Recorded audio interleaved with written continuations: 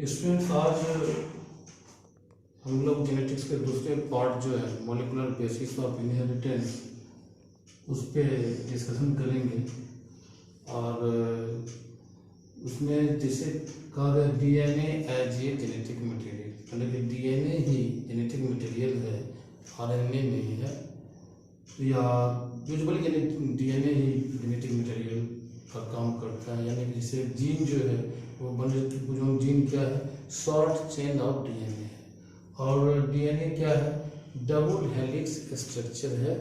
और ये इसके यूनिट को कहते हैं न्यूक्लियोटाइड, और न्यूक्लियोटाइड बने रहते हैं किसके, कार्बन पेंटोज शुगर के और फॉस्फेट, ये इसके फ्रेमवर्क बनाते हैं।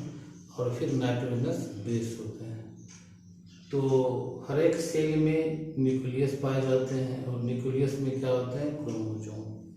और क्रोमोसोम में क्या कैसे बने रहते हैं, डीएनए के। तो इस डीएनए को सबसे पहले फ्रेडरिक मीसर नाम के साइंटिस्ट ने एक पस सेल से निकाला और उसका नाम दिया न्यूक्लियन। तो ये कहा जाता है कि ये डीएनए जो है ये जेनेटिक मटेरियल है, यही जेनेटिक इन्फॉर्मेशन को रखते हैं और एक जनरेशन से दूसरे जनरेशन में गुणों का आदान प्रदान करते हैं। जो ट्रेट्स है, कैरेक्टर्स हैं पेरेंट्स के, उसको उसके ऑफस्प्रिंग में इनहेरिट करते हैं, ले जाते हैं, कैरी करते हैं। तो इसमें दो तरह की एविडेंस है, एक डायरेक्ट एविडेंस और एक इनडायरेक्ट एविडेंस। तो पहले इनडायरेक्ट एविडेंस की चर्चा करते हैं। इसमें कुछ पॉइंट्स को मैं लिखा है, उसको देखें कि ये जो डीएनए है ये क्या है, there is a specificity of DNA in different species, यानी कि डिफरेंट स्पीसीज के जो सेल में ये डीएनए होते हैं वो अलग अलग होते हैं। और इसके बाद क्या है, specific location of DNA on A chromosome, और ये डीएनए जो है क्रोमोसोम के एक स्पेसिफिक इसका लोकेशन होता है। और फिर the amount of DNA is constant from cell to cell in a species, एक स्पीसीज के किसी ऑर्गेनिज्म के हर एक सेल में डीएनए का अमाउंट कांस्टेंट रहता है। फिर क्या है, next point, the amount of DNA in a cell varies according to complexity of cell, यानी कि कोई जीव अगर ज़्यादा डेवलप्ड है और कोई सिंपल ऑर्गेनिज्म है तो सिंपल में डीएनए का अमाउंट कम होगा।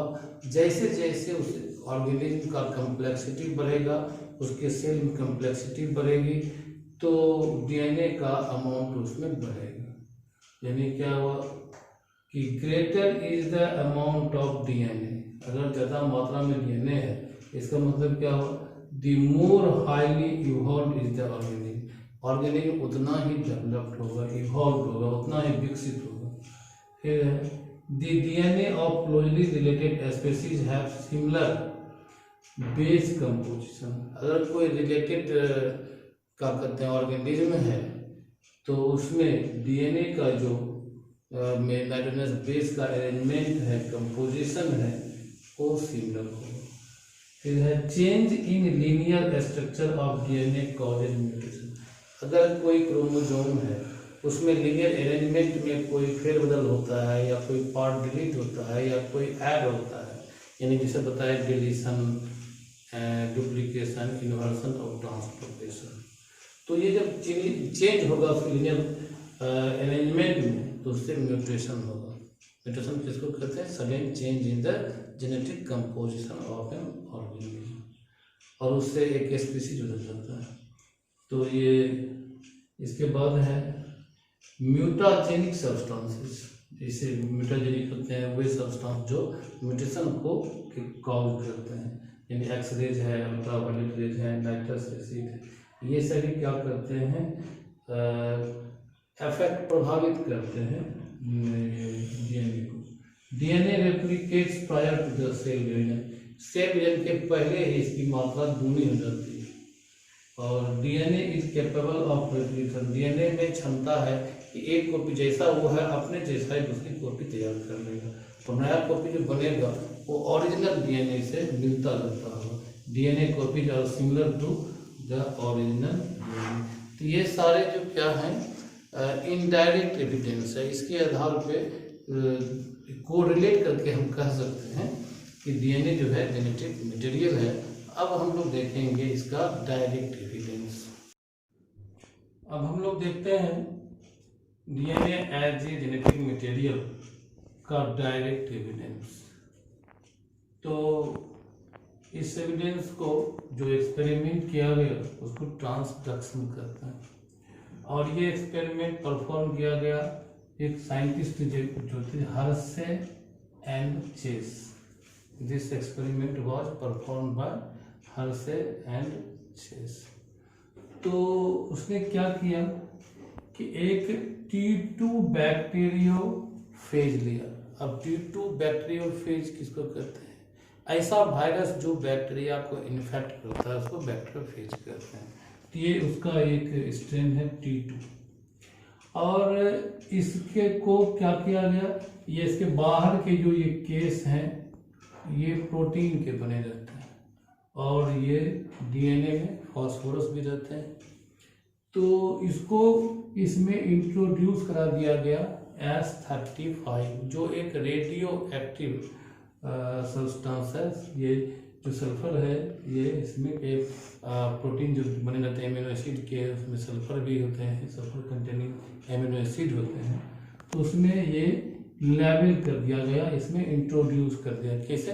इसके सॉल्यूशन में, सल्फर कंटेनिंग सॉल्यूशन में इसको डाल दिया गया, ताकि उसमें इंट्रोड्यूस हो गया S35 इसके केस में, प्रोटीन ये जो बाहरी बनाता प्रोटीन के बने रहते हैं उसमें। और इसके डीएनए में P35 फास्फोरस 32 जो ये भी एक रेडियो एक्टिव सब्सटेंस है, इसको इंट्रोड्यूस कर दिया गया, लेवल कर दिया गया, यानी कि इसको भी फास्फोरस कंटेनिंग सॉल्यूशन में डाल दिया गया, जिससे उसमें इंट्रोड्यूस हो गया। अब इस T2 बैक्टीरियोफेज को एक इस्चेरिचिया कोलाई बैक्टीरिया के ऊपर ऐड किया गया, और इसमें एक कॉन्ट्रैक्शन हुआ जिससे कि इसका डीएनए शूट होकर के इस्चेरिचिया कोलाई जो है एक बैक्टीरिया है इस सेल में आ गया। जब ये इसमें आ गया तो ये क्या किया, इसका जो डीएनए है उसके फंक्शन को टेक ओवर कर लिया, उसमें इंट्रोड्यूस हो गया, और उसके जो प्रोटीन सिंथेसिस जो प्रोसेस है उसको टेक ओवर कर लिया, और कुछ मेटाबॉलिज्म पर नियंत्रण कर लिया, और ये अपने तरह का क्या है कि डीएनए बनाना शुरू कर दिया और प्रोटीन सिंथेसिस शुरू कर दिया।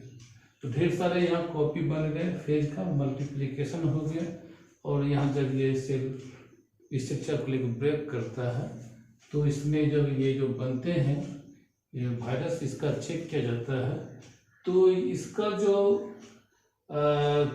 डीएनए है वो इस्चेरिचिया कोलाई की तरह नहीं हो करके किसको T2 वायरस की तरह होता है।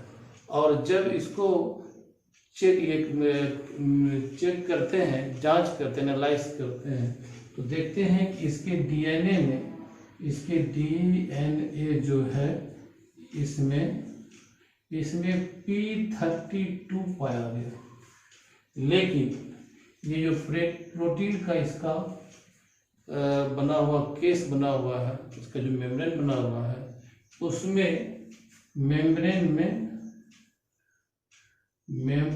में ये S35 नहीं पाया गया। तो इससे क्या साबित होता है कि चूंकि इसमें दोनों में S35 इसमें डाला गया, इसमें P32 डाला गया, लेकिन S35 यहाँ पर जो है एब्सेंट है मेम्ब्रेन में, लेकिन P32 है। इसका मतलब क्या हुआ, एक पीढ़ी से दूसरी पीढ़ी में जो नया बना डीएनए उसमें ये क्या कहते हैं चला गया, चूंकि यहाँ पर इंट्रोड्यूस किए थे। इससे साबित होता है कि ये जो डीएनए है वही जेनेटिक मटेरियल है, वही एक पीढ़ी से दूसरी पीढ़ी में जाते हैं। और हेरेडिटरी जो ये क्या कहते हैं मटेरियल है, डीएनए ही है, ये क्या कहते हैं प्रोटीन नहीं है, क्योंकि इसमें S35 एब्सेंट पाया गया। अगर ये भी होता जेनेटिक मटेरियल तो ये भी इसमें पाया जाता है, इसमें केस में मेम्ब्रेन में। तो इस एक्सपेरिमेंट से प्रूव होता है कि डीएनए ही जेनेटिक मटेरियल है। तो ये यहाँ पर समाप्त होता है ये chapter DNA as genetic material. इसके 2 एविडेंस हमने देखे, इनडायरेक्ट और डायरेक्ट, और दूसरी क्लास में फिर ट्रांसफॉर्मेशन देखेंगे। आप चैनल को सब्सक्राइब करें ताकि आने वाले वीडियो की आपको सूचना मिले। Thank you.